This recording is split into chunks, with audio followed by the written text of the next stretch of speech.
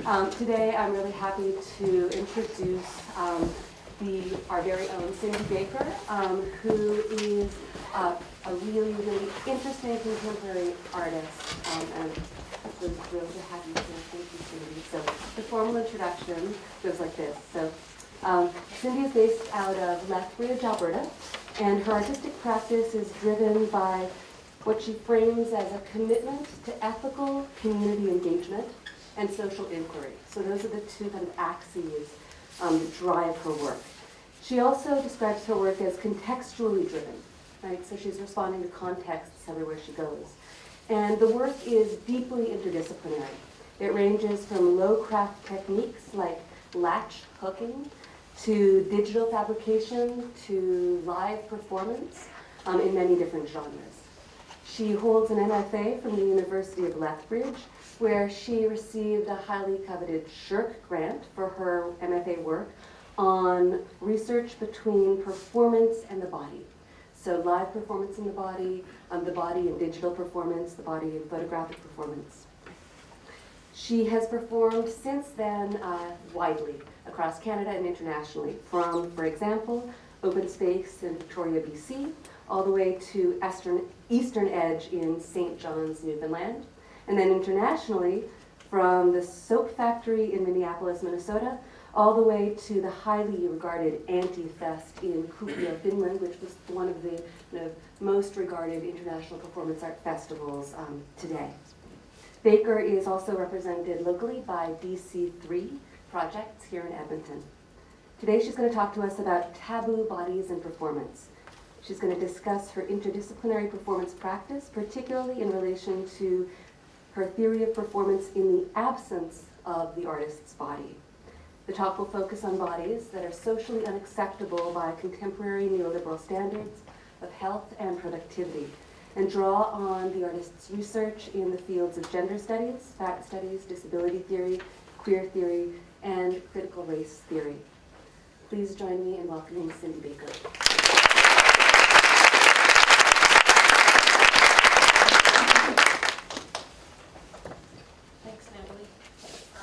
For the warm welcome.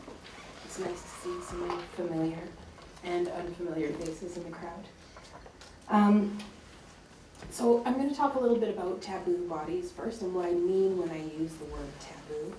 And then I'll segue into about 160 pictures that I'm going to flicker through really fast and see how far I get in my notes, and then I'll start taking questions. It's bound to be a little hectic and a bit chaotic, but that's my life these days, and I like it that way. So, when I use the phrase taboo bodies, I'm talking about bodies which are failing to live up to our or Western society's expectations. These are bodies that don't meet societal expectations of beauty, for one thing, because they're fat, disabled, non-white, visibly queer, that kind of thing.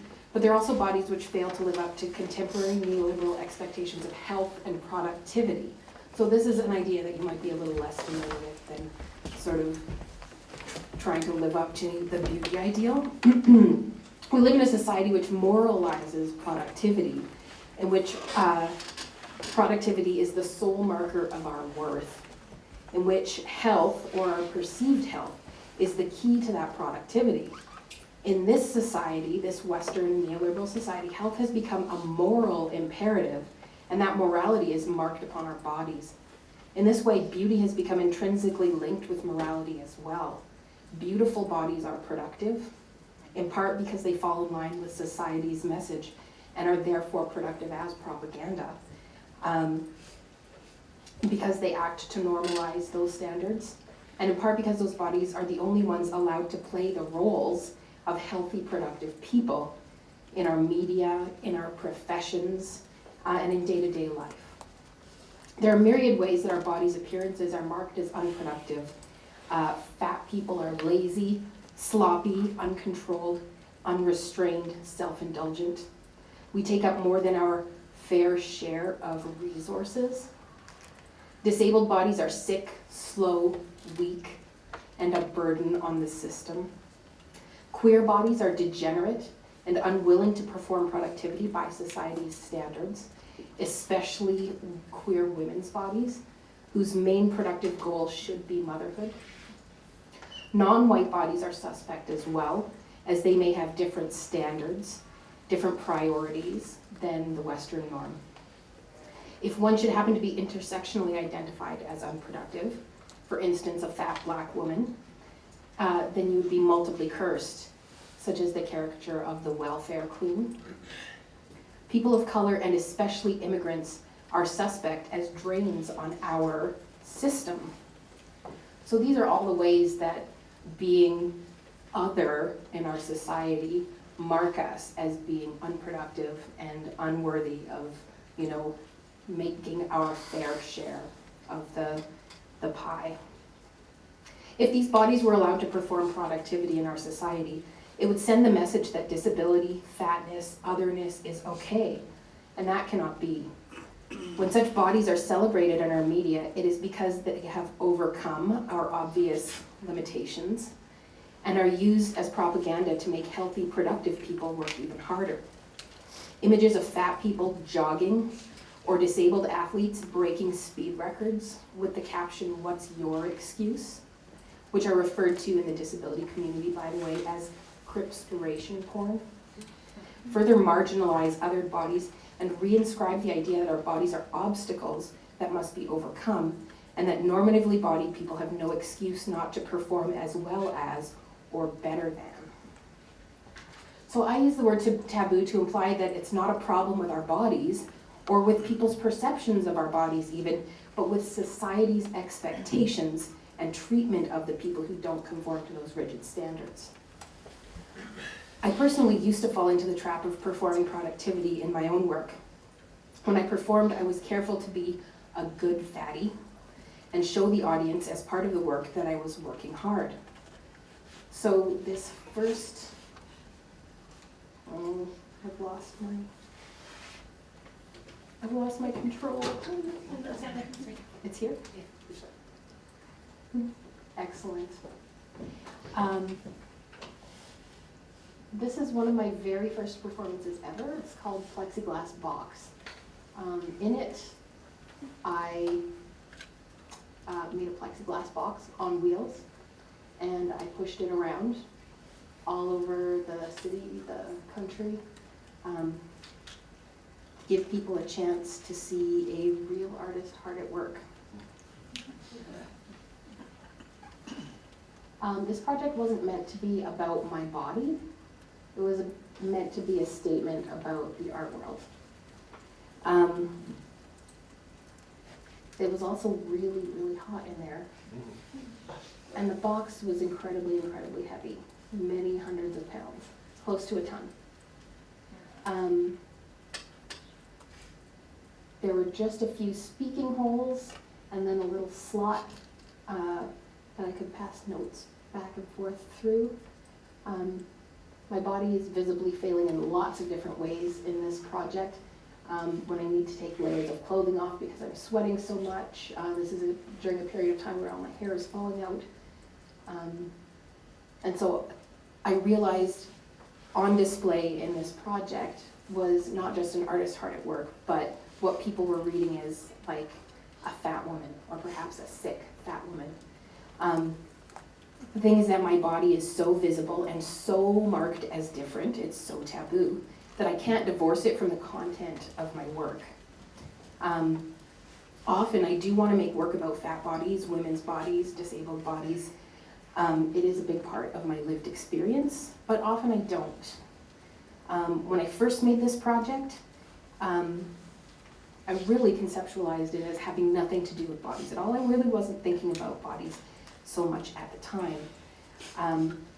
After I heard again and again that this is a project about a fat woman in a box, it's a fat woman in a box, I realized that if I was going to continue to make a performance in my practice, I was going to have to think and read and research and make work about my body, because it's so outside of society's standards of normal or neutral, i.e. the straight, white, able-bodied cis guy, that it was going to be read into the content of the work, whether I liked it or not.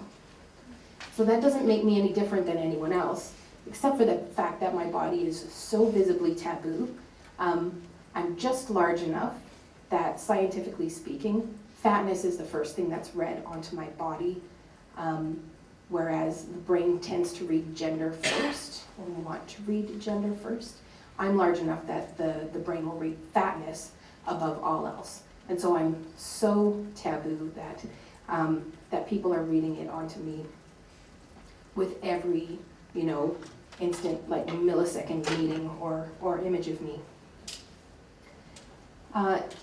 In her work, Fatties on Stage, Petra Kuppers asks, how can we as women of size present ourselves, perform our specific and subjective identity in a world in which our bodies are read against our will?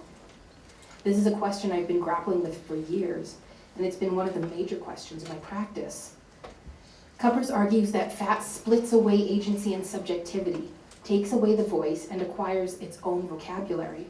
And that vocabulary of the fat female body tells not of agency, but of loss of control. In performance, then, a fat artist has no mode of communication except the sign of their fatness. And any attempt to communicate, orally or otherwise, translates as a loss of control. Sorry about that. As evidence of their excessive, messy, uncontainable, uncontrollable nature. Kuppers notes of the fat performer, they are too easily read. To twist discourse away from their size proves nearly impossible. Their size is already performance prior to any staging of it. My understanding of this phenomenon is not as pedagogically acquired knowledge, but as a deep embodied experience. This isn't something that I had to read to know. This is something I know very deeply. One of my next major performance projects was called Aesthetics, in which I attempted to grapple with the idea of changing my body to become more socially acceptable by recognizing that I was unwilling, unable, etc., to remove my fat. Instead, I used hair as a stand-in, and I invited the audience to an aesthetic salon to watch me have every single hair on my body removed. So it was kind of, for me, the project was about recognizing that there's this tiny speck of a beauty ideal that exists somewhere here, recognizing that I'm kind of way over here on that spectrum and sort of taking a running start towards it and leaping way over to the other side. It was also the first performance that I did that really, it was about myself and my body, but it took the performance out of my hands and gave the performance itself to somebody else. So the woman who was doing the work on my body, she became the performer. She was really acting on a stage, and she, loved it. She soaked it up,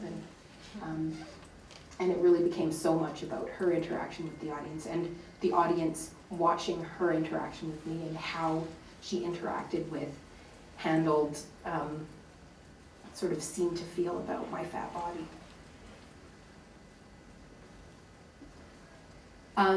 One of the projects I'm the most well known for is called Personal Appearance. I'm probably going to show lots and lots of pictures of this because it's more fun than talking about it. But Personal Appearance was my attempt to sort of take the plexiglass box and skew it so that when I was in that box, I was on display and yet protected from the crowd. But I tended to threaten people. They thought, there's something weird going on. Does she have a disease? Is she some kind of freak? So I worked with a local mascot company, international mascot, to design a sort of cuddly version of me wherein I could be, again, on display in sort of a hyper-real way and completely protected, but in an opposite way from the plexiglass box where they're not actually seeing the real me at all, and I can remain protected. It's also about me being able to put on the fat suit and be able to take it off at the end of the day and examine what it's like to be in a crowd as someone that's universally loved, as someone that everyone wants to be around, everyone wants to hug, and then to traverse through the crowd afterwards and be sort of that invisible person again. So I took this all over the world. Here I am in Finland. trying to get my artist fee paid. But you can see my driver's license on the desk there. They actually paid me that ID. Currently in Victoria getting my portrait drawn. I'm lecturing with a high school class in Waterloo, performing at Buddies and Bad Times Theatre in Toronto, performing at the Toronto Comic Fair, talk show, small town pride parade, going to an opening at a gallery, meeting some cheerleaders, opening a new library, dancing at the Blues Fest, shopping for a pretzel at the mall, performing in a bathhouse here in Edmonton, performing for life drawing sessions as a semi-nude cat. This is a festival in Montreal called Taboo, and why this is a very important project or part of this project for me is that they invited me in order to not just provide sort of a playful atmosphere for the festival, but this festival is one that exists explicitly for homeless people. And it used to happen every winter for about 10 years in the heart of the city in Montreal. And people came from all over North America because it's the only festival of its kind in the world. And not only did they put on music and theater and have all sorts of cultural programming, but there were 3 hot meals a day cooked by the best chefs in Montreal. There were barracks for sleeping. There were laundry facilities, doctors of every type, psychologists, psychiatrists. There were massage therapists. Everything that you can imagine was provided on the site specifically for this community. And so I was brought in as someone to not only be a sort of happy, friendly face, but to provide physical touch. Because the statistics about the kind and the amount of physical touch that indigent people get are just staggering. They can go years without feeling touch from another person. So I was there to provide hugs, basically. And also toques that my mother had made. It was sort of a tropical theme that year. So. Oh man, that's sideways. That's really too bad. After I'd been performing this project for a while, I decided that I needed to find community because it's lonely being lonely.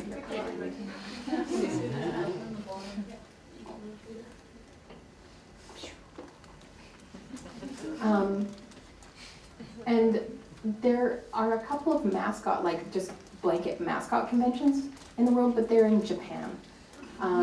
Most of the mascot conventions that exist are specific to certain sports, like there's an NFL mascot convention, which I certainly wouldn't fit in at. And so I thought the next best thing would be to go to a furry convention. So I went to North America's biggest furry convention, Further Confusion, in San Jose, and I decided it wouldn't make sense to go as a human, so I made this cat costume. So this project it's about so many different things for me. It's very much about performing one's persona, like the really classic idea of the fact that gender and personality is a persona that we put on when we leave the house every day. And I'm doing that really, really clearly in this project, playing the happy, jolly, fat lady, sort of examining what it's like to be that person, and then to take it off at the end of the day and be regular non-persona me, I guess, private persona me. But again, as I mentioned earlier, I've always been interested in performing the good fatty, and so in this project, which was extremely, extremely physical taxing, much more so than the Plexiglass Box. Most people don't realize, in the States, there are laws that regulate how long a person is legally allowed to stay in mascot costume, and in almost every state, it's 20 minutes. Also, most mascot costumes, underneath the clothing is a mesh, so that it's breathable, but so that this costume could be more flexible, underneath the clothing, I'm a fully formed, fleshed out, semi-nude body. So it was very, very hot in there, difficult to walk, impossible to hear. There's also a small fan going in the head, so I could hear a little whirring. A little bit of a vent in the head, but the fact that there's two interchangeable hairstyles means that that vent is also obscured. Impossible to see because the mouth is where I see, and it was right here. And if I wanted to actually see the people I was talking to, the mascot would appear to be doing this.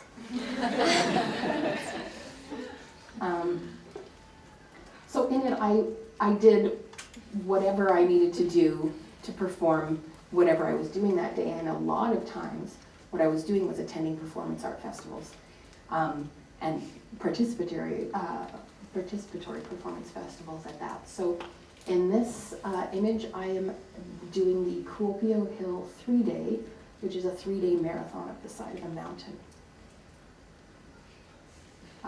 Shopping for clothes at Marimekko, where they didn't have anything my size.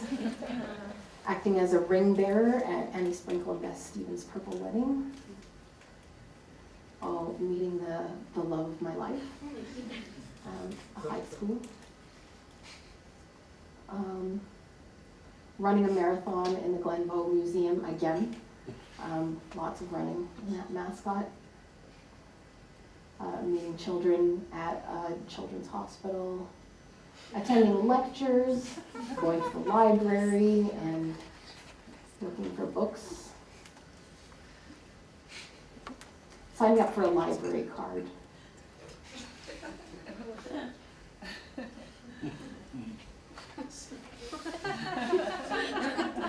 I learned very quickly in this project that it was really, really an extension of my body, in a way that I couldn't have imagined. And I think all of the performance that I do is an extension of all the props that I use are an extension of my body, in ways that end up feeling very natural. And so as soon as I got in the suit, I was Cindy Baker.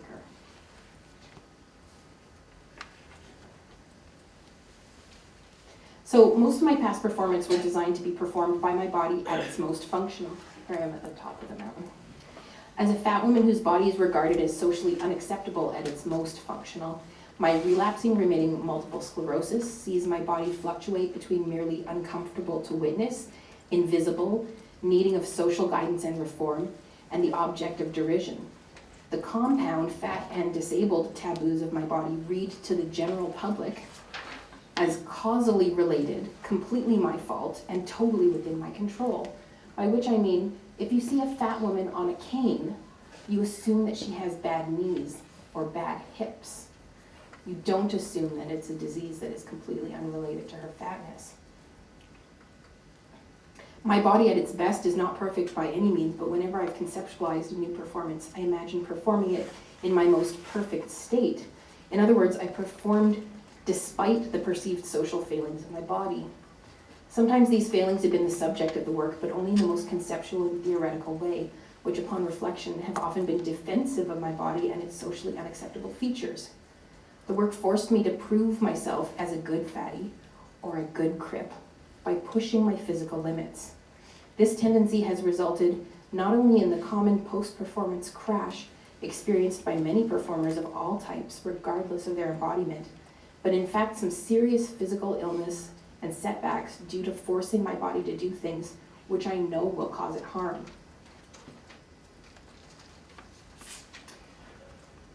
Here I am modeling for life-drawing classes with Buck Angel, who is a porn star that some of you may have heard of.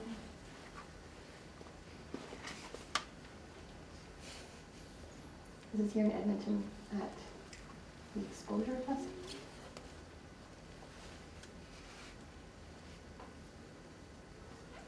So because of the ways that I've pushed my body to the limits and in past work, I decided it was time to look at strategies that would allow me to decenter myself, my body, my visible markers, in order to talk about other things, in order to make room for other people's experiences. I had managed to create a space where people would consider new ideas, and it felt selfish to constantly center myself. So I started trying to make opportunities for other people to be centered in the work as well. Oh, here I am at a Fat Studies conference. And again at État d'Urgence in Montreal. I think these should be just about,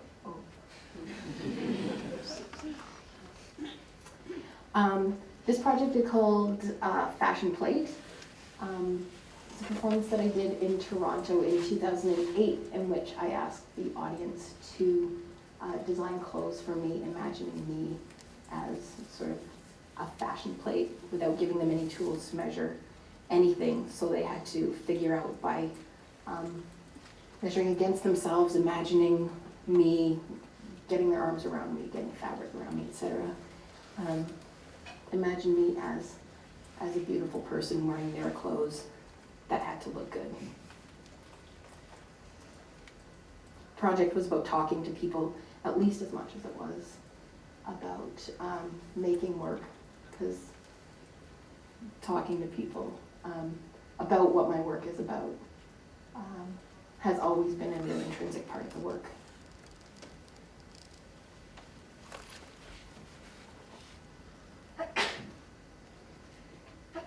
So this project is called Regina Gypsy, the Queer City Cab Company. Now, a traditional gypsy cab, what's called a gypsy cab, is a company that operates under the radar, totally illegally. And cab companies, that's gypsy cab companies, what are called gypsy cab companies, started up in New York City and London in sort of the 60s, 70s queer underground as a way for queer people to safely get to and from gay clubs because they were being bashed in regular taxis, they were being followed to and from clubs. As soon as there were places where it was known that gay people would gather, it was a place, it became a target for bashers. And so in Regina Gypsy, I hired myself and my car out as an underground taxi for the duration of the Queer City Festival. Following in the tradition of gay cabs, I offered safe, courteous passage to festival patrons needing to get to or from Queer City events and social gatherings, or to anyone needing my services during the run of the performance. This performance is not about me, I'm performing the work, but it's really about the people that take the cab. So it was a performance art project masquerading as a volunteer designated driving service, catering to the queer community. As a proponent of harm reduction, I operated the cab as a non-judgmental, permissive space. Passengers were meant to feel free to engage in any conversation or activity without fear of reprisal, so long as it didn't interfere with the safe operation of the vehicle or the safety of those within it. Tastefully demure on the outside, let's see.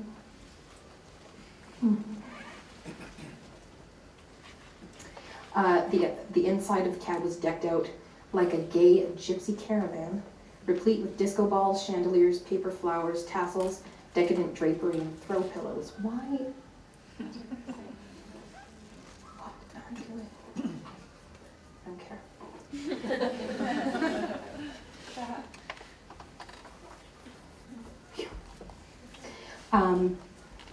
Provided for free to the passengers was everything needed to ensure a safe and comfortable ride, including condoms and lube, female condoms, dental dams, alcohol swabs and sharps disposal, hand sanitizer, mouthwash, breath mints, cough drops, lighters, pens, disability pride packs, and dozens of different brochures covering topics such as safer sex for FTMs, coming out, transphobia, same-sex partner abuse, homophobia in the workplace, safer BDSM, and safer sex toy use.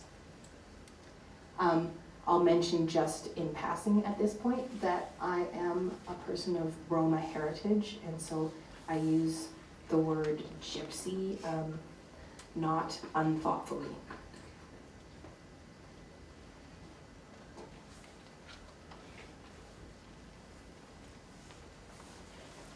So I'm going to start talking about a little bit of the work that I have been influenced by, and work that I brought in as part of my thesis work in Lethbridge. That's not my own In the book Morning Sex, Peggy Phelan says, "I'm investigating the possibility that something substantial can be made from the outline left after my body has disappeared. My hunch is that the effective outline of what we've lost might bring us closer to the bodies we want still to touch than the restored illustration can." So in my research, I discovered that many cultural theorists that I have an affinity for already discuss strategies for making marginalized people's stories and identities more visible through becoming invisible. Peggy Phelan's theory of the unmarked, Jose Esteban Munoz's theory of disidentification, Jack Halberstam's call for disappearance, David Eng's strategy of resisting visibility. And there are many others as well. So I decided to study and practice that concept in depth as part of my thesis work. And that was the focus of The Missing Body. That's a set of exhibitions that included my own work as well as a curated exhibition of artists from around the world, including our own Blair Brennan.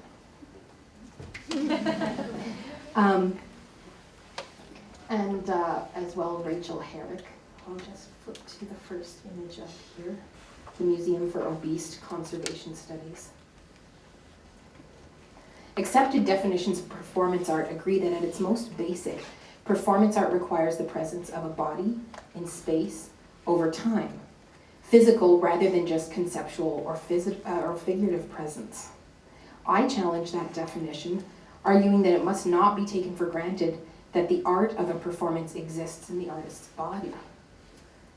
In most art forms, at first glance, people would generally agree that the art exists within the object. In other words, if someone walked into a gallery filled with paintings and was asked, "Where's the art?" they would probably point to the paintings or the sculptures or the bodies of the people performing. In performance art, as in much contemporary art, and one might even be inclined to argue in most art throughout history, some might say, the artist's meaning or intention is more important than their aesthetics. It's just my argument. In other words, the art doesn't always exist in the object, but in the idea or the concept. In the case of traditional art forms such as painting or sculpture, that distinction is generally irrelevant because the object is a container for those ideas or concepts. Basically, the object is still the art. However, my research challenges the basic definition of performance art, arguing that it must not be taken for granted that it exists in the artist's body. So intention is a foundational concept for me. In a theoretical framework where definitions of the body are non-specific, concepts of space and time are relative, and the idea of performance is tied as much to theories of affect and embodiment as physical activities, the intention of the artist is something the intention of the artist that something be considered a work of art is one of the anchors I rely on to ground it. If, as I theorize, a body might be just about anything, like an extension of the body, a prop might be an extension of the body, an object might be a stand-in for the body. If space and time have little meaning in today's world and audiences and objects can perform just as well as artists, then performance art could basically be anything or action or feeling. The idea that what makes something art is that the artist says so is not only a frame that contains the work, but is an ethical structure that holds me as an artist responsible for my ideas and actions. So in The Missing Body, I propose four methodologies for removing the artist's body from performative work. 1, work or artists that engage others to perform, to enact the performance. And this methodology covers all people who volunteer, are hired, coerced, or otherwise obligated through some kind of agreement to perform in a work of art. The defining characteristic is that the artist intends it to be considered a performance work, though the performers may be actors, musicians, painters, construction workers, or anyone else. 2, work that's activated, created, or completed by audience transgressions in the gallery or presentation space. And in this transgression is the key element of the work, as it creates the element of risk that enables the performative moment. In this context, I use the word transgression to mean any act, action, or response to an artwork which results in a performance even as slight as an embodied affect. Intentionality of the artist is important in this methodology. Any audience member of any artwork may transgress any number of boundaries within a presentation space, and that may result in what they do being considered performative, either by them, the artist, or anyone else. But I'm solely interested in those works where part of the artist's intention is that they be transgressed upon.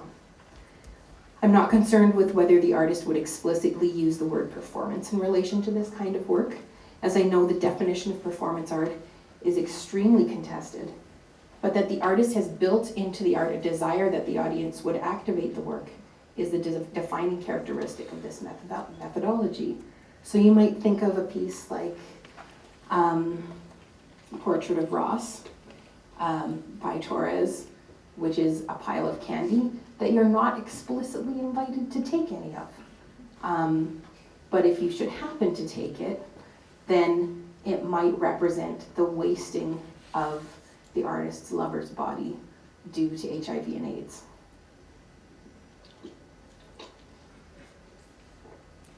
The fact that the audience is the performer creates crucial opportunities for connection between artist and audience and artwork, and perhaps most importantly, audience and the concepts and issues foundational to the work. The potential for opening dialogue, for creating moments of empathy, is what makes these methodologies particularly relevant. The third methodology is object-based artworks that are stand-ins for the artist's own bodies, such as this piece.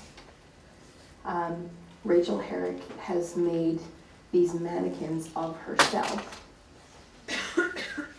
and placed them in museological displays as a sort of endangered creature. These objects may be the result of performative actions. They may be performative ephemera or documents, or works that are meant to allow the artist to be present, performing in the space while providing the relative safety and detachment of physical distance. They may be literal analogs for the artist, such as the obese, which are exact replicas of her body, or they may be symbolic. This category of performance is less about inventing new ways to talk about what's essentially sculpture and installation, and more about learning as artists to conceptualize art in ways which give the audience agency, allowing for their development of new ways of knowing and avenues to deeper connection with the artists, the work, and the ideas within. Let's see what else I have. Artists whose bodies are hidden within the work is the fourth methodology. There are many different ways for bodies to be hidden within performance. Costumes, obstructive props, and employment of separate performance and viewing spaces are but a few of the ways that artists can be physically present, yet also absent from the performance. And my mascot is a pretty good example, I think. Artists may even be hidden by virtue of the fact that the audience is unsure of which person in a room full of people is the artist.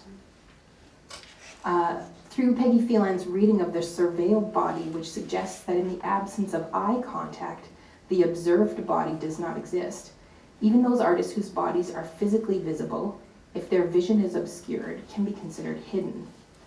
So here's an example of that. Sam Guerrero from Los Angeles, his piece Trying for a Breakthrough.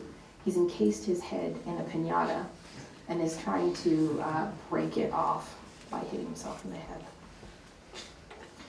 So in this piece, he resists the controlling power of the gaze and performs in his own world. This is Mamie Takahashi from Tokyo. She's farcically visible in her hiding and observing project, yet she too avoids becoming owned by the spectatorial gaze.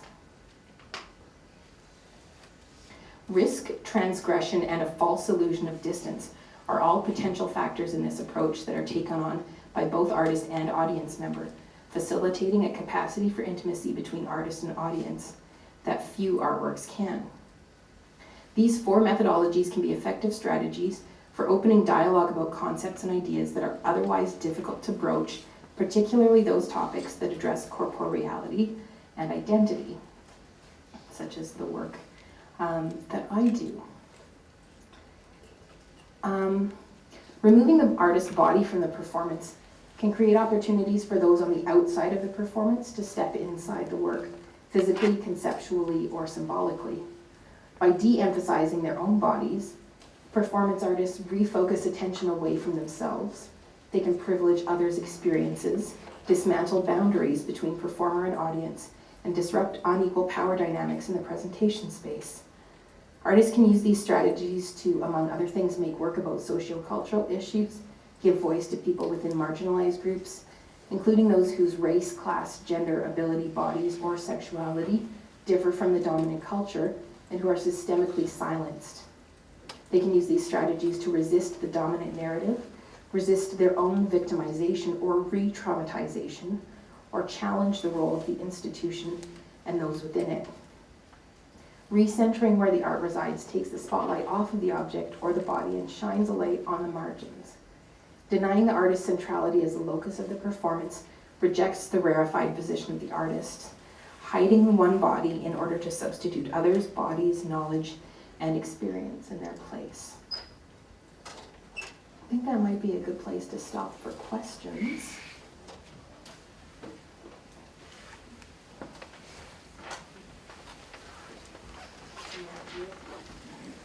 Yeah.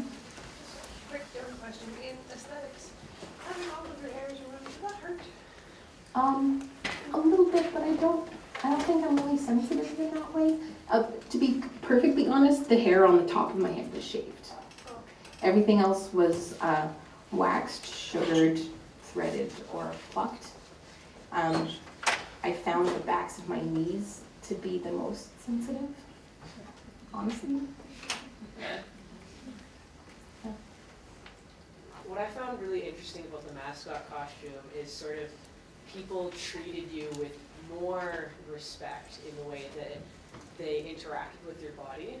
And I've previously done stuff with costuming and theatrical things that have disguised like the face or have had masks, things like that. And I've experienced a lot of objectification where usually you have someone with you to stop people from like touching you or things like that or interacting with you inappropriately, or I've been able to hear really well, and you can also tell if people are sneak taking pictures. Like, did you experience any of that level of objectification of the body through that as well?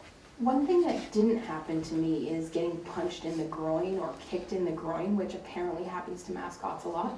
So I went through, when I had this mascot designed and made for me, it came with a very thick manual of how to behave as a mascot.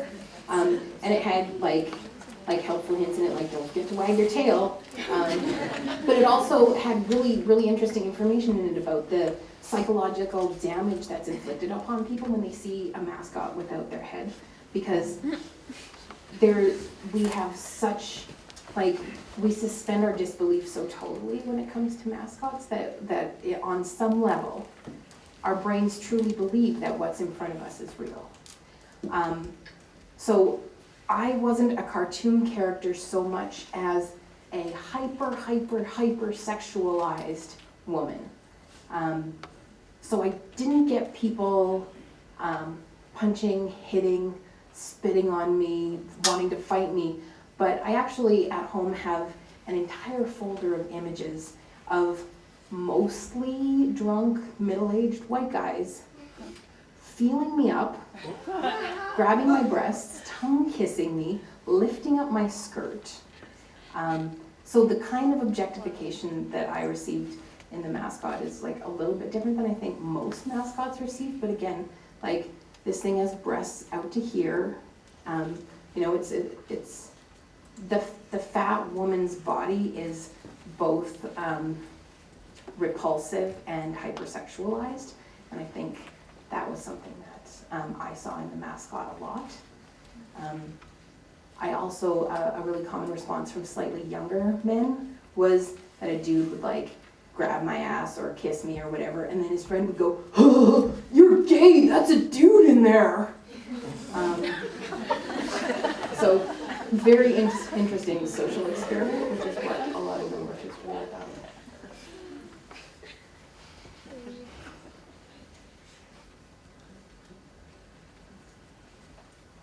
More questions? Did I bore you to tears? I've only gone through half of the images. Yeah. people seem to perceive you as male inside the costume. Did you ever like speak to people and like reveal who you were, or no? No, that's one of the cardinal rules of mascot behavior is that you don't actually speak. I always had a handler with me, and they were implicated in the performance by, it's usually someone I didn't know very well or at all. They were told, you're my volunteer for the day.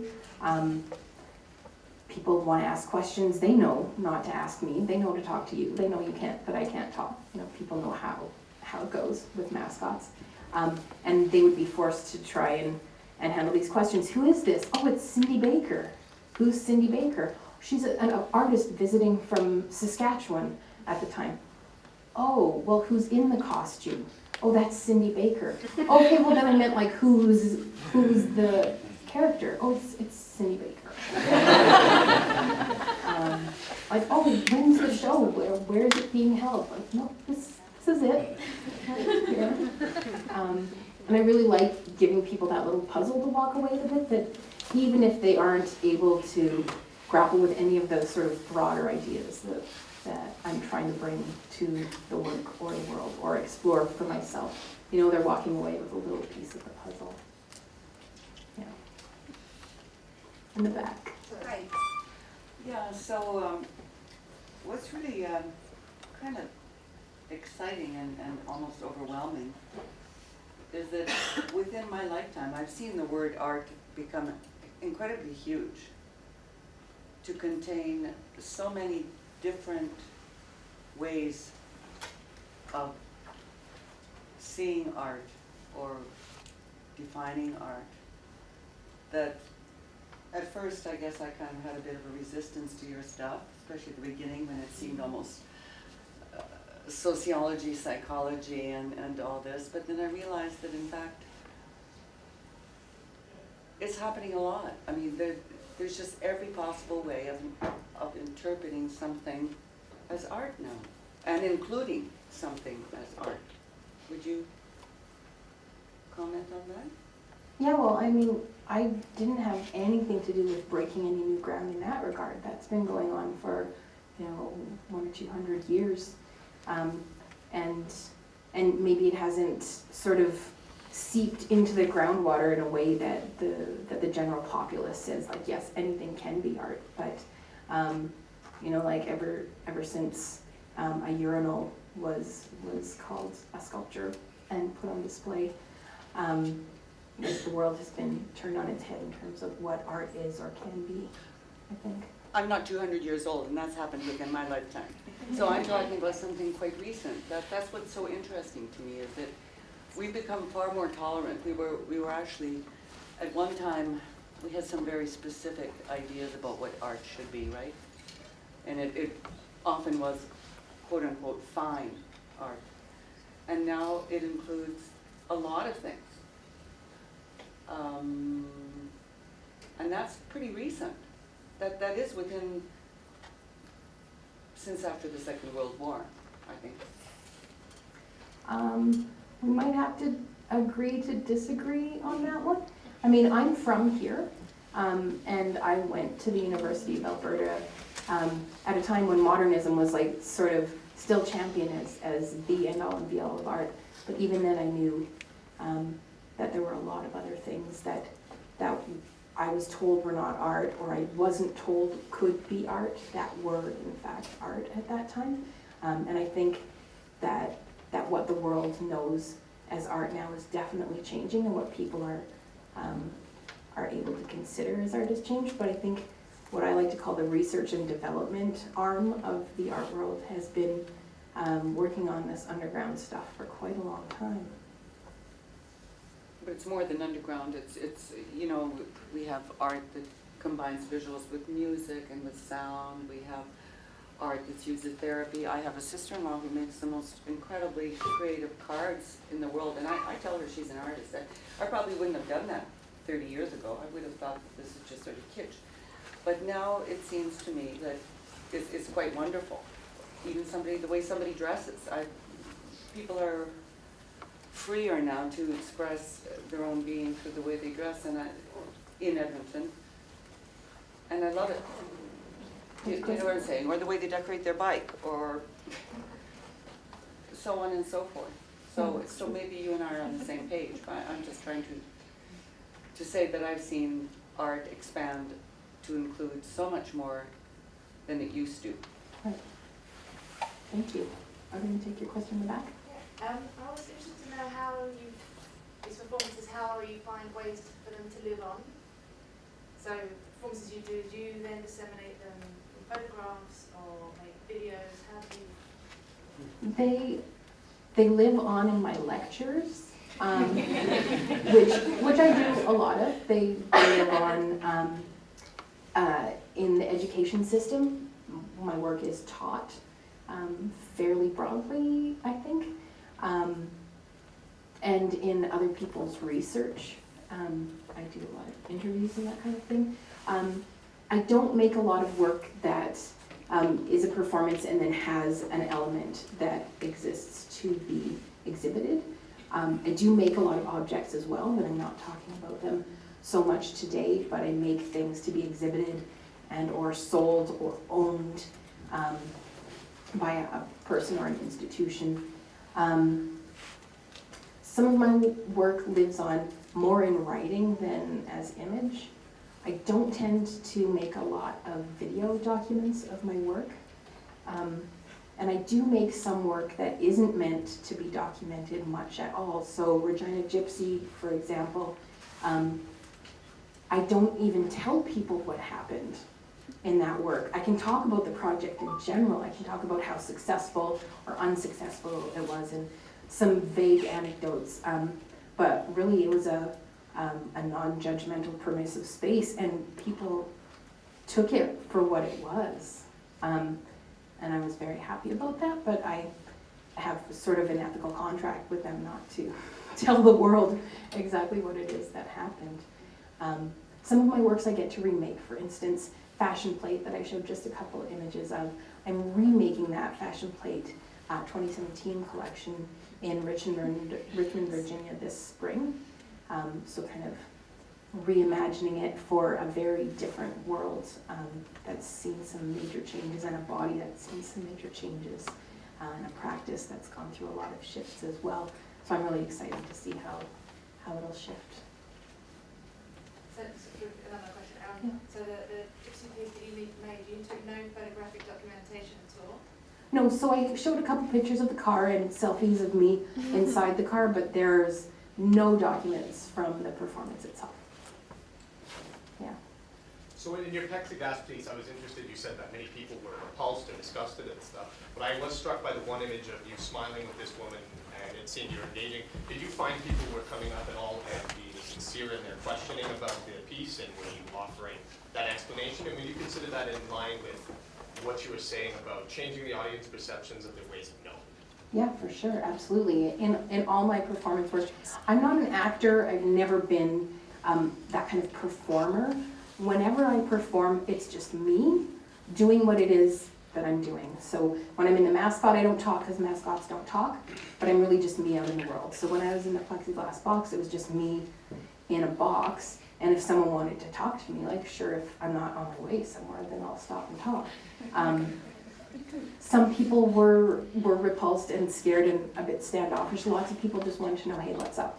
But I found, for the most part, everybody had a point of entry to the work that was, like, completely different from anything I imagined. I took it to Winnipeg, and Winnipeg is home to the Centers for Infectious Disease in Canada, and people thought I was making a statement about the anthrax scare, which was happening about that time. I took it to Vancouver, and I walked by a strip club, and people were like, is that the shower from in the club? Because there's a plexiglass shower in there. Like, these kinds of connections that I would never dream people would make. And then, of course, it looks like a phone booth. It looks like a bank teller's cage. It looks like a shark cage. It looks like all sorts of things. And people wanted to bring that to the work and ask sort of like what my take on it is, why it is that I'm doing it, because they're seeing things in it as well. And I really liked that I could make those small connections. Again, everyone could bring something to the work, even if it wasn't, this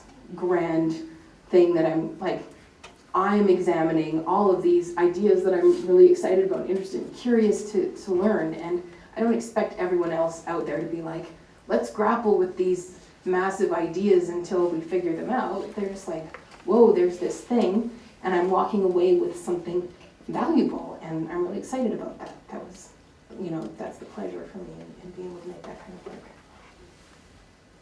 It's good no one thought you were the Pope. I definitely got Pope Mobile more than once. I was just wondering if you could talk a little bit more about this idea of risk and how it figures into these four methodologies. I don't know if I quite grasped that.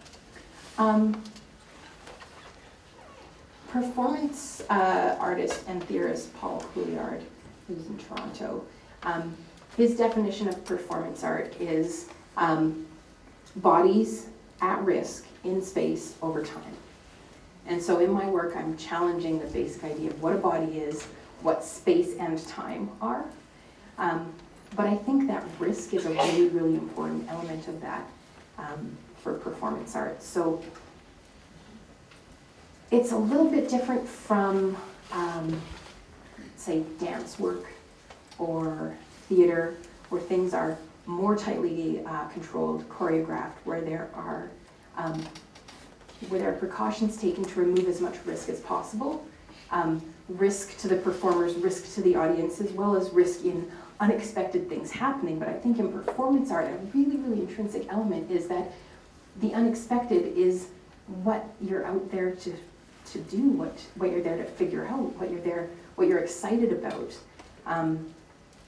I don't know a lot of performance artists that choreograph, practice a lot, and then perform. Like, now that I've done it and know exactly what it is, I go out and perform it. A performance is, this is my idea, this is what I want to do, and then when you do it, that's the discovery of what the performance is actually about.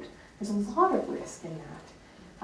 And then there's all sorts of risk inherent in, like, using things that draw blood, and like you're falling from great heights, or there's people that do endurance work and work that's extremely taxing on the body, which is risky in those kinds of ways. But I'm not even talking about that kind of risk. I'm just talking about the risk of going out there to do something and not knowing what's going to happen until it's done. And does that change with this recentering of where the body is in a different place in your conceptualization of it? It absolutely does, because I can't expect other people to take on that risk. I still have to be the person that's willing to accept responsibility for any risk in my work. But then the risk is something that's a lot quieter. The risk is that the work might fail, or that the connection might not happen, or that the person doesn't have the experience that I would want to have in the same place. So there's still risk. It's just different. Ethically, I think it's really important that the person accepts whatever risk there is, like understands going into it that, like, oh, I'm about to touch something dangerous, or I'm about to, like, put myself in the center of something, and that puts me on display in a way that is risky, to my sense of well-being and safety. So I would never ask somebody to do that, or set up a scenario where they would do that unknowingly. But I think the risk is still there, but we have to share it. In my work, it's really, really important that the artist and the audience be considered as total equals in the performance space, in the presentation space. And that's, to me, what performance really can do. And this performance in the absence of the body can do more than any other kind of art can do. It can create this egalitarian space for artist and audience to come together and make something, or make an understanding that doesn't exist when the artist is put on a pedestal, and I'm the artist, I make the work, and you come in and you experience it, or maybe you come in and you activate it, or maybe you come in and you interact with it, but I'm still the artist, making a statement, asking a question, which you answer, right? There's so much interactive art out there that's, you come into the space and you press this button, or you crank this lever, or you write a note to me, and then this thing happens. But I set the rules, and you follow the rules. And if you don't follow the rules, then you're not making the art, and you're not performing it right. And I can't condone work like that, like not for my practice. I need to make work that says, here's the space and here's what I've set out. And people that come to the work are bringing themselves and their experiences and their backgrounds to the work. And I hope they're as curious about the stuff that I'm curious about as I am, because if so, then we might have a really interesting interaction. Yeah. We maybe have time for one more question, if there's one more question in the room. Yeah. Has anyone else ever worn the Cindy Baker suit? One person. That person is Kelly Night Traveler. It was the very last performance of the mascot, and it was on the last night of Interdisciplinary in Montreal, and I had been doing it for years, and I was tired. I was sick and tired. I had a terrible migraine. I just couldn't do it anymore. And she was so excited, she wanted to do it so badly. But the mascot was made for me. And it hung on her like a rag. It looked terrible. But she went out, she was so excited, she went out and she had the best time dancing with people. And then I put it away and never took it out again. Please join me in one last round of applause.